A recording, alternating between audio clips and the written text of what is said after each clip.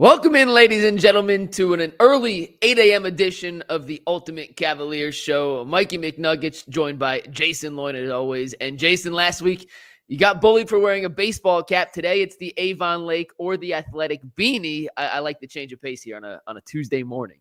It has been a fire drill of a morning. We said, yeah, let's do the 8 a.m. That's great. I'll get the kids on the bus and we'll go. And then my son missed the bus and I had to drive him. So it's been a morning, but we're here for the 8:03 a.m. podcast instead of the 8 a.m. podcast. Well, let's jump right into things, Jason. Last night, DeAndre Hunter made his highly anticipated debut for the Cleveland Cavaliers. It was a dominating win by Cleveland. They led 13-0 when DeAndre Hunter subbed out after his first shift. He picked up 2 fouls. They ended up beating the Timberwolves by about 20 points. I don't even know the final score because the last 6 minutes of the game was complete garbage time. Both teams emptied the bench. But DeAndre Hunter in his debut scored 12 points, hit 3 threes, played some good defense, even if the individual metrics don't necessarily back that up because Anthony Edwards is an absolute one-on-one menace. But Jason, what was your big takeaway from seeing number 12 in a Cavaliers uniform in the starting lineup because Max Strus was out? And what was his first impression in front of the Cavs fan base? My first impression was he's one of those dudes that could tie his shoes without bending over.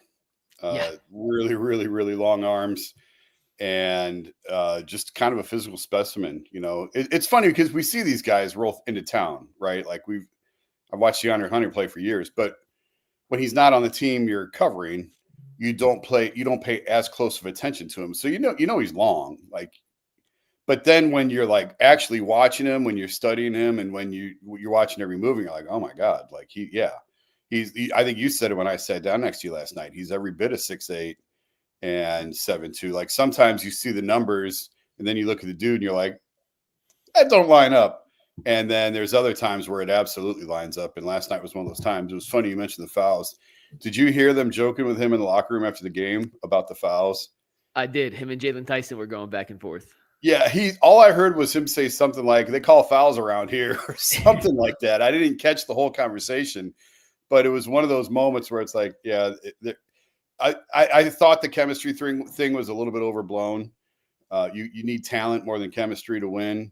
And like I said, I've heard nothing but good things about DeAndre Hunter as a dude. But then when you see, he's been here for a day and they're already sort of busting his balls about the fouls, and it's like, yeah, he's going to fit right in. It's going to be fine.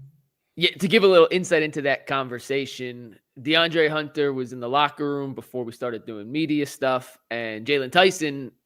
So Hunter took Caris LeVert's old locker, and Tyson, who sat next to George Niang, the locker room's not that big. It's not that far apart. And I don't know how it started. I missed the beginning, but Hunter picked up the 2 quick fouls. Tyson got in and picked up 3 quick fouls. And I've joked with Tyson before. He's top 10 in the league in fouls per minute. And he was like, listen, DeAndre, the reason I'm such a big hacker is I'm following your lead, and now you're here, and I saw you get 2 quick ones. I can't let you get 2 quick ones without me picking up 3 quick ones. And DeAndre joked back. He's like, yeah, I can't believe they call those fouls against you guys. It's probably because you're winning.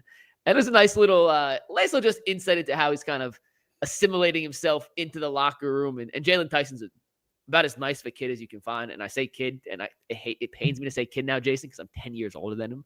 Yeah, 10 years older than somebody, that means I think they're officially in kid status. I covered him in high school back in Texas in a state championship game. So, I like Jalen. Jalen could not be more friendly, but I do feel old when I talk to Jalen.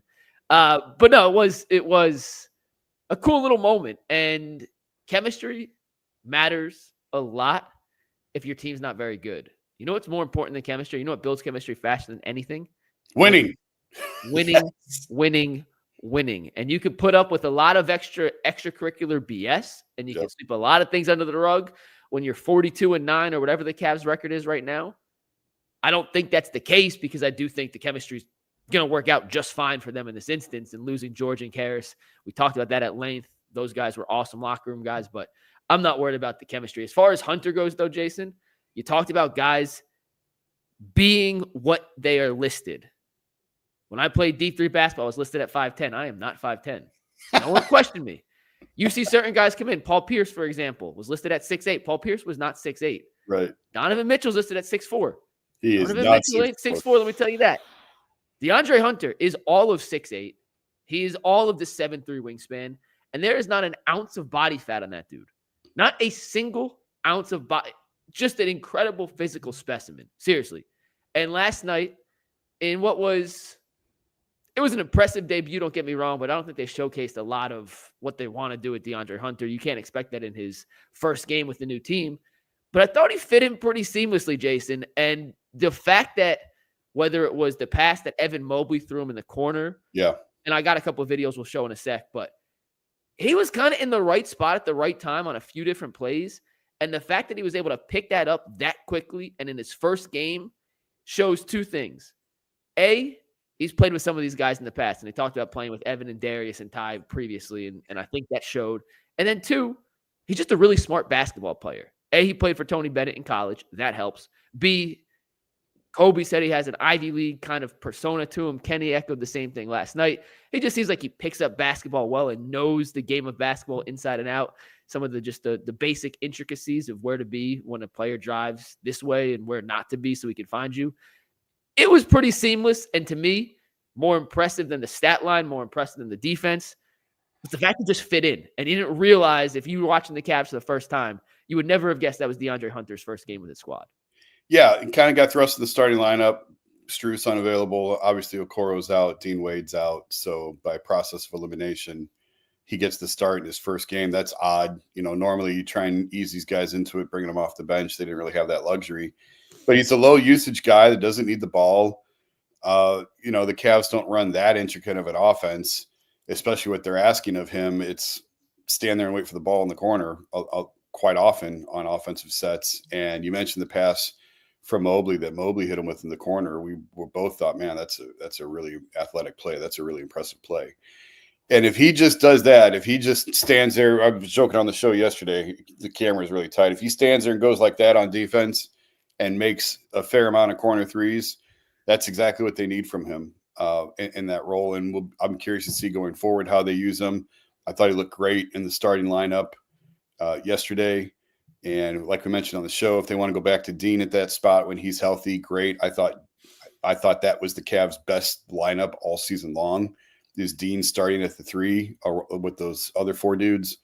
And then if you want to bring Hunt off the bench at that point, that's fine. He's very comfortable playing the 4 as well as the 3. And if they want to leave him in the starting lineup and bring Dean off the bench, that's fine too. So Kenny's got some toys now at his disposal when everybody's healthy.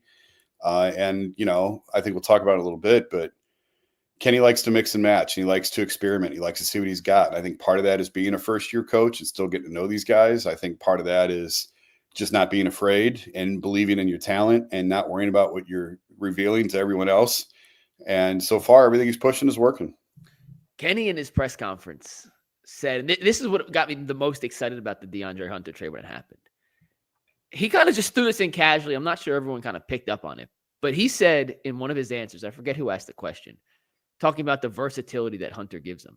Mm-hmm. He talked about maybe using DeAndre as a 2 alongside Darius or Donovan. Yeah. He said he could play the 3. He could play the 4.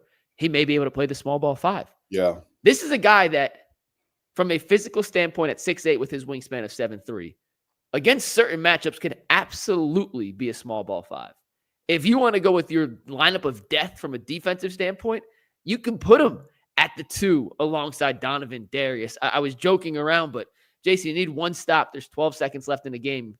You're up by 1. You could put out a lineup of Okoro, Hunter, Wade, Mobley, and Allen, and essentially switch 1 through 5. No one shorter than 6'5". All 5 of those guys, plus 2 elite level defenders. The versatility that DeAndre Hunter is going to bring into the lineup and the rotations that Kenny Atkinson can now play with is going to be invaluable, especially when you get to certain playoff situations where, hey, it's one thing in the regular season. You play in Atlanta, you play at Boston. We don't match up with them well, whatever. It's one game, we move on. Well, in a 7-game series, not only do you not match up well with them, but they can then continue to exploit certain matchups and physical advantages that one team has. And Hunter is kind of a Swiss Army knife to negate a bunch of different issues that opposing lineups can give you. And the last thing I want to mention on Hunter before I'll toss it back to you, then we'll get into some of these plays, just real quick, no in-depth breakdown, but just to show you kind of his immediate impact, is the fact that last night And I tried to get Kenny to give me more on this after the game. He answered the exact same question pregame.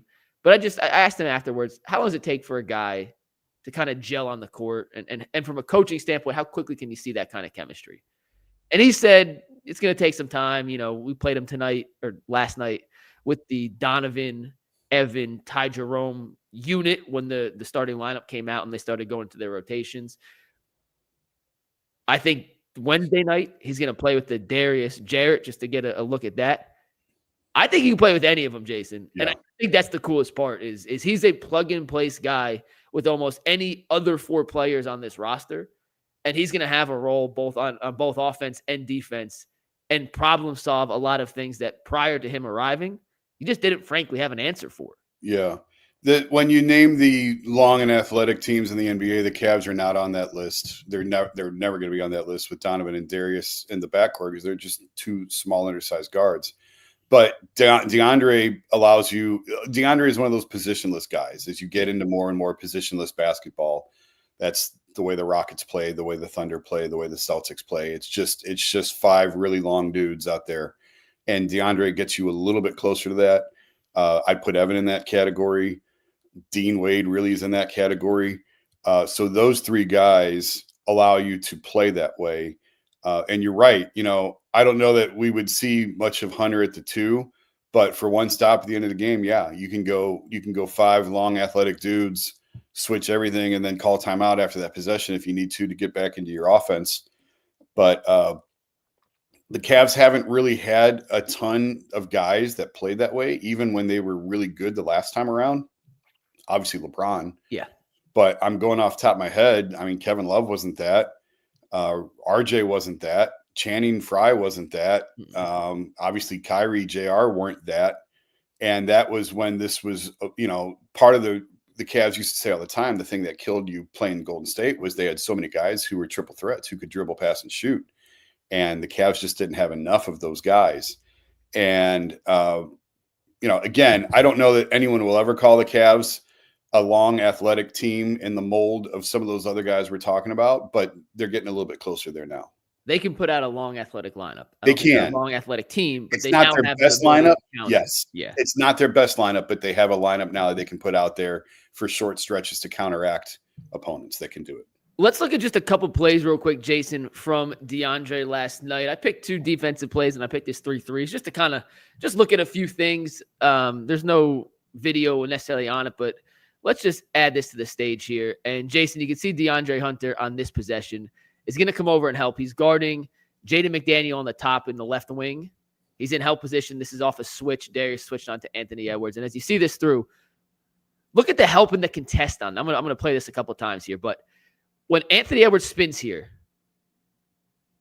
if DeAndre Hunter isn't in perfect help position, look where Darius is. This is a wide open for NBA standards turnaround jump shot for Anthony Edwards from the free throw line. I don't know what his percentage on that shot would be, Jason. I'm going to guess in the high 80% for an Anthony Edwards caliber player.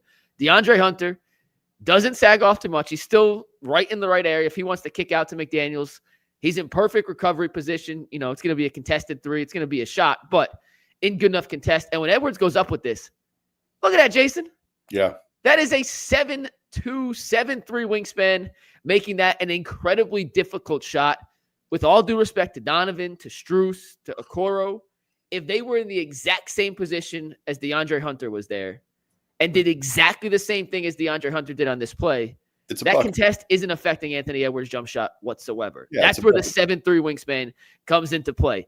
That becomes an incredibly difficult turnaround mid-range jumper over the outstretched arms of a physical freak against the Strus, a Wade.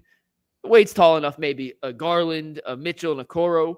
They just don't have the length to bother the shot like DeAndre Hunter does on that play. Basic stuff, but that's where the length kind of makes a difference. And the one thing that I was told about, a great one-on-one defender, struggles a little bit as a weak side defender.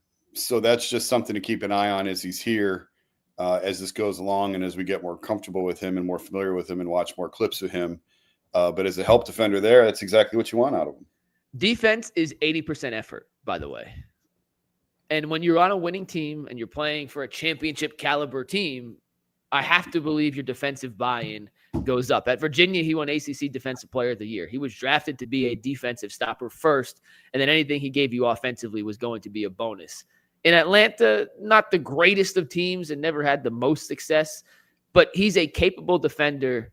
And when he's locked in and bought in, I think all of the defensive numbers that indicate he may not be as good of a defensive presence as his physical stature shows will go out the window. This is another play from last night where he is the primary defender here on Anthony Edwards. When you're guarding someone like Anthony Edwards or Kevin Durant or Luka or any of the elite scorers in basketball, they're going to make their shots. Good offense beats good defense in the NBA, Jason. You can play the best defense in the world, contest a shot, but Kevin Durant is an elite shot maker. They're going to make some of these. So all you can ask from a defensive standpoint is, are you making the offensive player work, and are you giving them a tough contest? If they make the shot, so be it, right? This is a perfect example of that. I'll let it play through, but Hunter working around the screen of Gobert, goes under, contest, Edwards pulls up, misses the jump shot. Now in the third quarter, granted, Edwards made every single one of these. And to my point, we need to point out he scored 44 last night. Yeah, and he was incredible in the third quarter last night, incredible in the second half. My point is, when you're playing defense, it's about making the offensive guy have to work for a good look. And Hunter, on this instance, I thought did a really good job fighting through not just one screen, but then the rescreen here from Rudy Gobert and still getting a hand up to contest on Edwards. Goes through the half screen. Edwards is going to reverse because Hunter makes the screen essentially invisible, gets over effortlessly. Now he has to go back. He goes under, which is a little bit of a scary thing. I wanted to ask you about that. Go ahead. You have Jarrett Allen in pretty good help position. That's not drop coverage. You have Mobley in good help. It's a tough pass out. If he does, you have plenty of time to recover. This is pretty good defensive coverage here from the Cavs. And then Hunter, once again, with the length.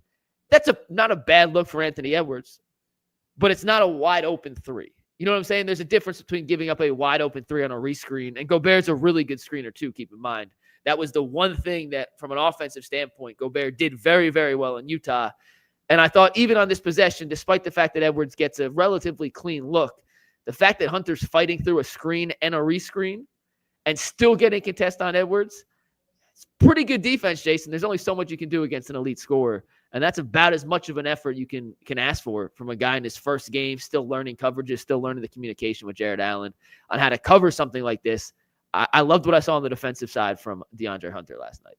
Can you obviously you don't want to be going under screens very often on shooters like shooters like Ant. So does his length allow you to cheat a little bit and go under and still recover, or does he need to get over that screen? You know, like, is that taking the easy way out, or I don't know. I mean, that's such a bad angle. I don't even know if he can get over that screen. So right here, if he goes back over a second time, look how far out of the play he is. At that point, Edwards has a step going back this way. If he goes over, that means Hunter's starting essentially where Anthony Edwards is here.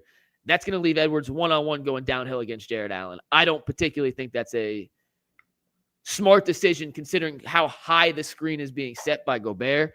I don't mind here going under because even when Ant pulls, he's a full step behind the three-point line. Listen, Anthony Edwards can make that shot. He made that shot last night. Yeah. But against elite scorers, you got to give up something.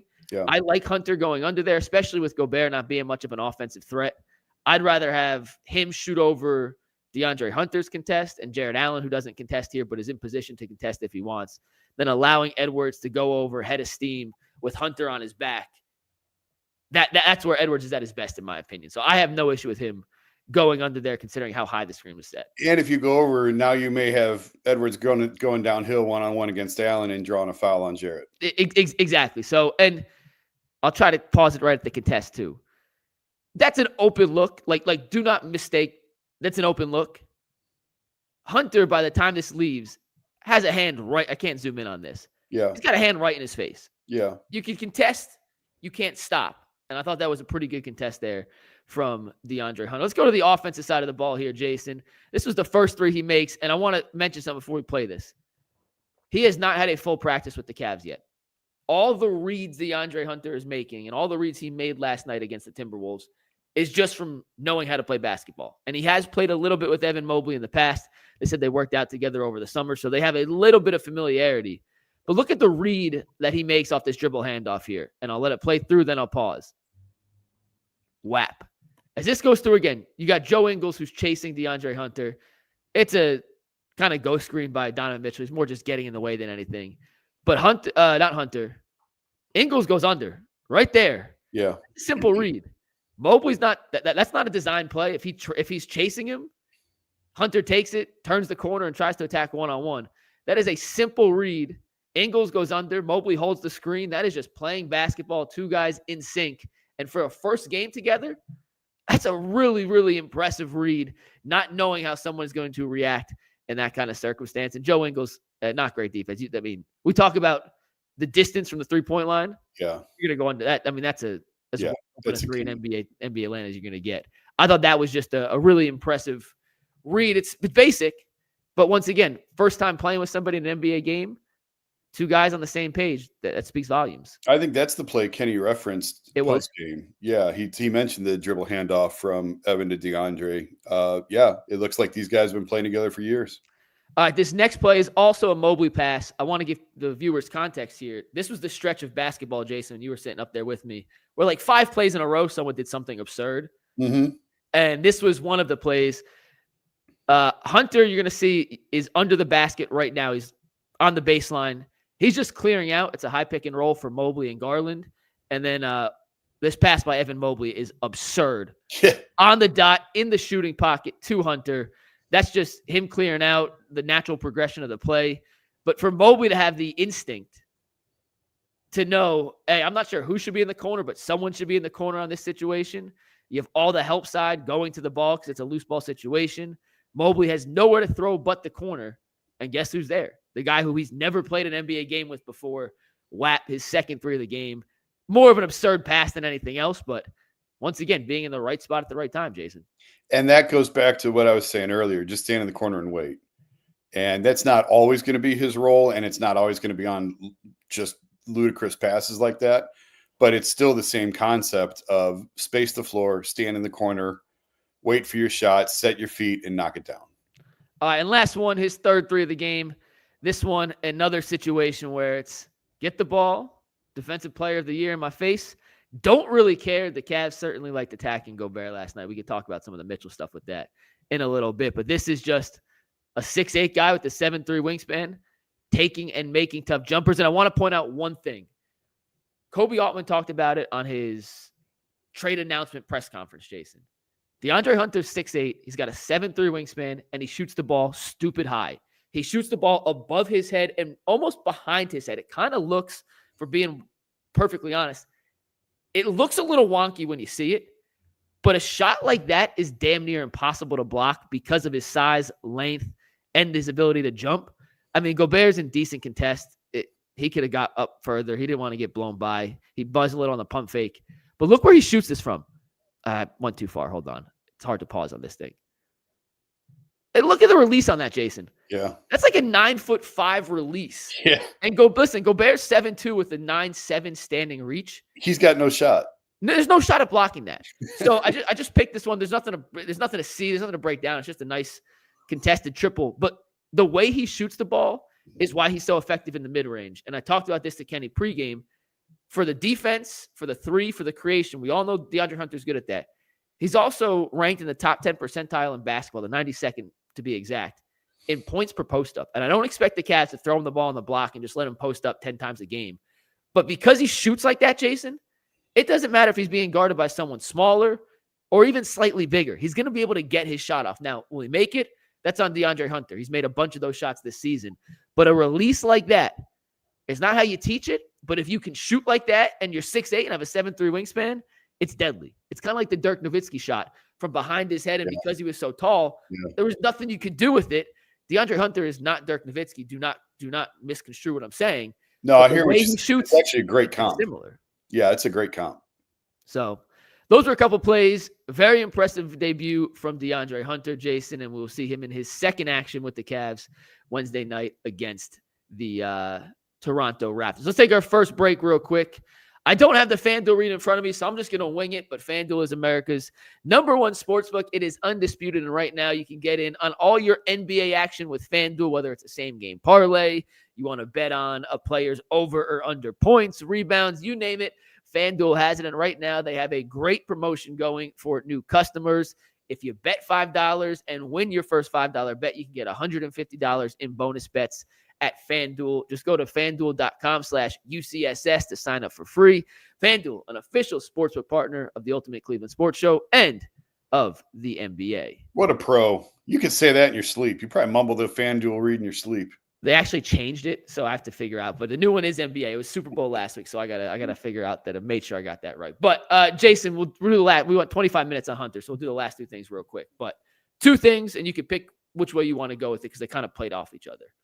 Yesterday, Atkinson was asked, "Did you like the move of DeAndre Hunter and Koby being aggressive to get him?" And I thought his answer was brilliant. It's like, yeah, I love being part of a team that's aggressive, knowing it wants to win. And we love George and Caris, but we thought Hunter was an upgrade, so we went out and did it. And then two, he's not shy about throwing some different defensive coverages and trying some things in the regular season that some coaches may just be holding back until the playoffs. Let's do these both real quick. Pick whichever one you want to start with. But what do you make of Kenny's comments on both those two topics?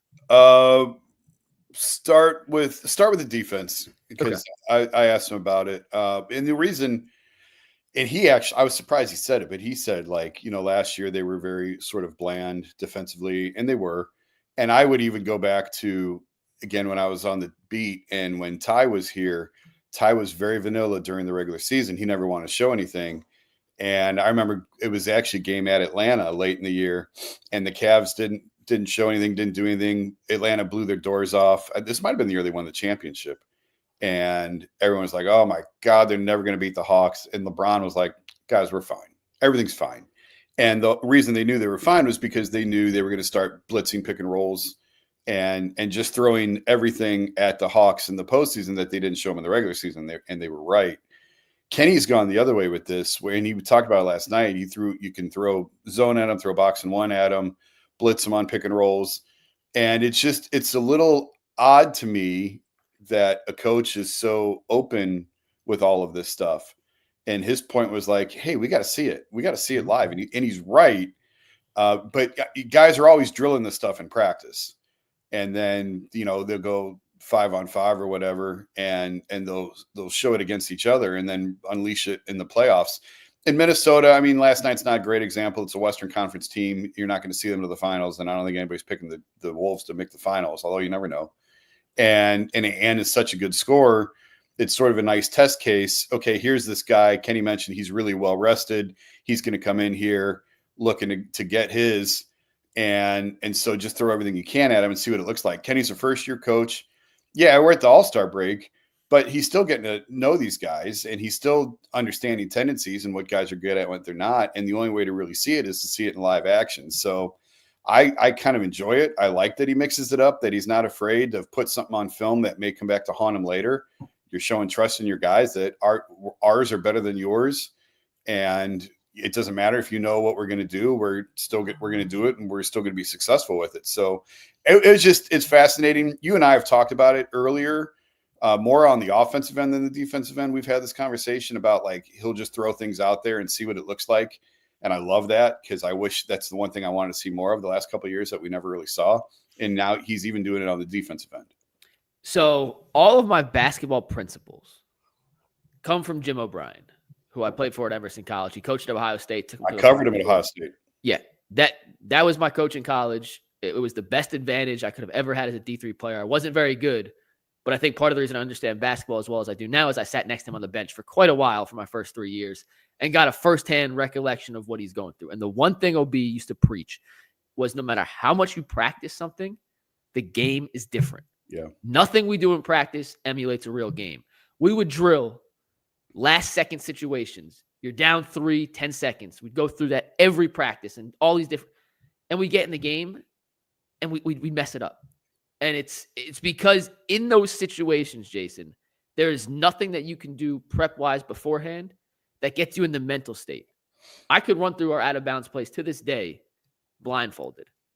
But with 3 seconds left and we need a bucket off that, it's a whole different story. Yep. And I say that to say I love what Kenny Atkinson is doing because, A, let's be honest, Jason Tatum's seen every pick and roll coverage in the book. There's nothing you're going to throw at Jason Tatum or Banchero or any of the best players in the Eastern Conference or SGA in the finals if they get there that they haven't seen before. It's all about the element of surprise. And do you know what takes them more by the element of surprise than just throwing a blitz at them or a trap or changing up the coverage? Is doing it at a high level, Jason. If you throw a trap at SGA and it's a crappy trap, guess what he's going to do? He's going to torch it, and you're going to get burned on the backside. But if you have the element of surprise and you do it well, then what you practiced in the game or in practice, it works. And it's only going to work for a possession or two. All these guys are so smart. They'll figure it out. They'll change. But it's just that little curveball. It's that ephus, just to keep the hitter completely off balance that you have in your back pocket that you could deploy at any given moment.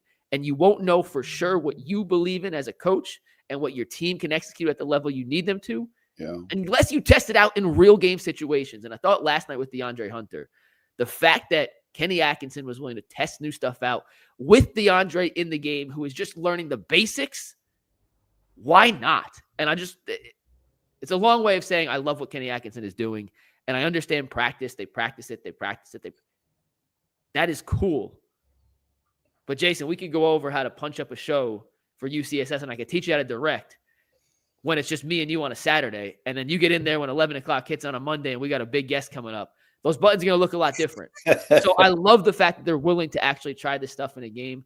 And as Kenny pointed out, it helps when you're up 20 or up 30 or up 40 at some points. I don't think they ever got to 40 last night, but when you're up big and you could sacrifice a possession or two. But I'm all in favor of them trying different stuff offensively, defensively, lineups, 2-man pairings, 3-man pairings. Because in the playoffs, you can't test anymore. In the playoffs, you got to know what works and what doesn't. Yep. And this is the perfect runway, especially when you're, what's the record? 42-9, 42-10, whatever the record is. Like, this is the time to test it out. So kudos to Kenny, because a lot of coaches are scared to fail. I don't think Kenny's scared to fail. I think he's willing to learn what works and what doesn't. What you can't have, and this happened, I think, last year and the year before. I don't remember if this happened last year or not. I know it happened 2 years ago against the Knicks. You can't put a 5-man, and again, I'm going to go back to the offensive side. You can't put a 5-man lineup out there unless it's extreme circumstances that hasn't played together during the regular season. No. And that happened in the Knicks series. And you can't do that. That's inexcusable. And I can't remember if it happened against Orlando or not. But there should be, unless you are ravaged with injuries or it's a blowout at the end of the game, there should never be 5 dudes on the floor that hadn't played together during the regular season. And so, yeah, I like that he's sort of fearless in a way. And last thing real quick, we'll wrap it up with this, Jason. But on the being aggressive and going for it, listen, we all know the Cavs and their current situation. They have the core 4 locked up. They now have DeAndre Hunter locked up for 2 more years as well. This is a window where the Cavs felt they could compete for an NBA championship. And I will never fault the team, basketball, baseball, football, for being aggressive and trying to upgrade in pursuit of a championship. We can get mad at a lot of things, Jason. Moves work, moves don't work, hires don't pan out. But the thought of being aggressive when you believe you have a chance to win it all, I'm never going to fault the team for going for it. I love the Donovan trade when they made it. I love the Hunter trade to go get a legit 3-and-D wing to help fill out this roster. And at the end of the day, from a coaching standpoint, knowing that despite your 41-9 record at the time, there was room for improvement, I think tells me and shows me that they're realistic with this. And they're all in it together. And sure, they didn't need to make a trade to be able to compete. But it takes some balls to mess with a 41-9 record and shake things up, especially with 2 guys that were as beloved in the locker room as those 2. And at the end of the day, DeAndre Hunter, in my opinion, puts them closer to winning a championship than they were currently with George and Caris. And I'm never going to fault the team for that. I just love the mentality of Cleveland saying, hey, let's go for it. Like, let's push our chips in, even though they already pushed their chips in. Like, let's put our last of our chips in and let's go for it. So it was refreshing to hear that kind of Kenny was on board with that as well, knowing what they had to give up, but also knowing they're right there. They could beat any team this season if the cards fall right. This is a young team, but they're not as young. They've got some experience now, and they've got some playoff experience. But what this trade signaled to the locker room is, okay, boys, it's time. Like, we're here. We've been driving for the last few years. We've reached the destination. The destination in this case is legitimate championship contention, not playoff. There's a difference. Yeah. There's a difference in playoff contender and championship contender. The Cavs have been a playoff contender. This was a signal from the organization to the locker room. We are now championship contenders. And I'm working on a story on this. and I don't want to get too deep into the numbers until I'm 100% certain that I'm right. But I hate the new CBA. We've talked about it on the show. I've written about it before. I can't believe the owners agreed to this deal. I know what they were trying to do. They were trying to prevent super teams from forming in glamorous markets. I get it. But what they've done is they have now punished small market teams who build through the draft, who develop on the margins, who make strategic trades at the right time. You're now punishing those teams, and they can't stay together as long as they could before. When you start your clock, there's very much an alarm on that now of when that clock ends. So the Cavs have about 3 to 4 years where it's time to go right now. And Kobe's talked in the past about there's a long runway here. You know, we've got time on this. And he was right. Donovan's in what, year 3 now? But the clock is now ticking on this. Like it's where there's a starting line, there's also a finish line to this. Yeah. So the Cavs really have the next 3 Junes to win a championship before things get really complicated and really start hitting some pressure points here. But it's a great move to signal to the organization that we believe in you guys. We believe that this team is ready. And that's what you want. Like, you know, this is a big opportunity for Kenny. I want to sit down and talk to him about this at some point here over the second half. You know, he was rebuild guy in Brooklyn. He was JB. Yeah. And then he got fired before he got a chance to be championship guy. This is his first chance at winning a championship as well. This is his first time going through it. He didn't have championship caliber teams in Brooklyn. They fired him as soon as they got good players. So, I mean, he was obviously next to Steve Kerr when the Warriors were going through it the last couple of years. But for him to be holding the clipboard and for him to be in charge and calling the timeouts and drawing up the plays, this is his first time too. So this is a tremendous signal from the organization that you guys are ready. We believe in this unit, and now we're going to press the start button on this and let's go. Last point, we'll wrap here, Jason. The Cavs could have waited until the offseason to make a move like this. They were under no pressure to make this move right now. They could have waited. But we just talked about the contract situation. Hunter here for 2 more years. We know Mitchell has the 2 years after this. This gives them a third shot at a playoff run with this core 5 now. This starting group or closing group, however you want to phrase it. Yeah. With the core 4 plus Hunter. You have 3 playoff runs basically guaranteed, barring any changes, with everyone locked in to go get it. And we talked about the financial constraints, especially with Boston moving forward. And they're going to be a second apron team. And then the repeater comes in, so they're going to have to shed some salary. This gives them their first runway at playoff experience as a unit.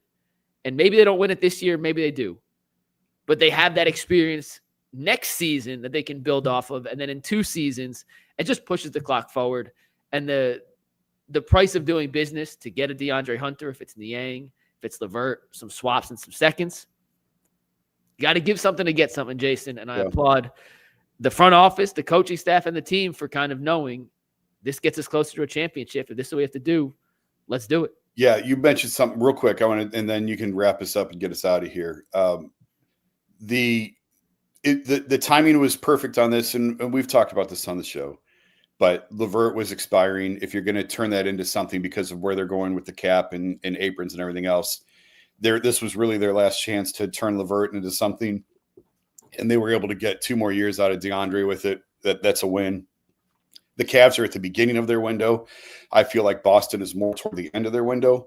But do not make the mistake of telling – I was having a conversation with Donovan last night. I don't think he'd be upset with me sharing this, that I said, you may just have to wait out Boston this year. And he said, like, let's put it this way. There is a sense of urgency with him to win right now. There is no waiting. There should be. There is, and he said, like, there's no guarantee that next year we're in this spot, that we're playing this well. And has this team arrived a year early? Yeah, they have. I think they surprised themselves. I think the players surprised themselves.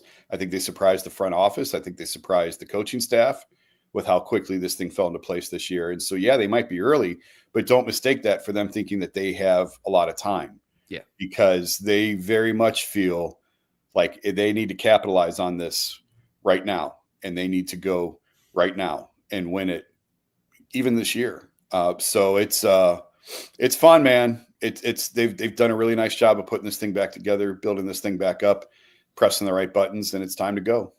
That's going to wrap it up for the Ultimate Cavaliers show. Cavs and Coffee will start to call this, Jason, because we got over 500 people watching live now. So maybe 8 a.m. is the time to do these moving forward. If you like the early start, let us know. Jason and I are trying to figure out the best time to do this on a consistent basis, and 8 a.m.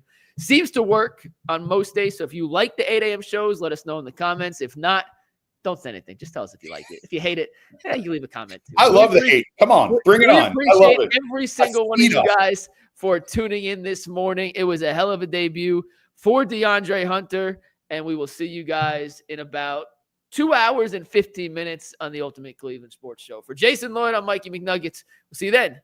Peace.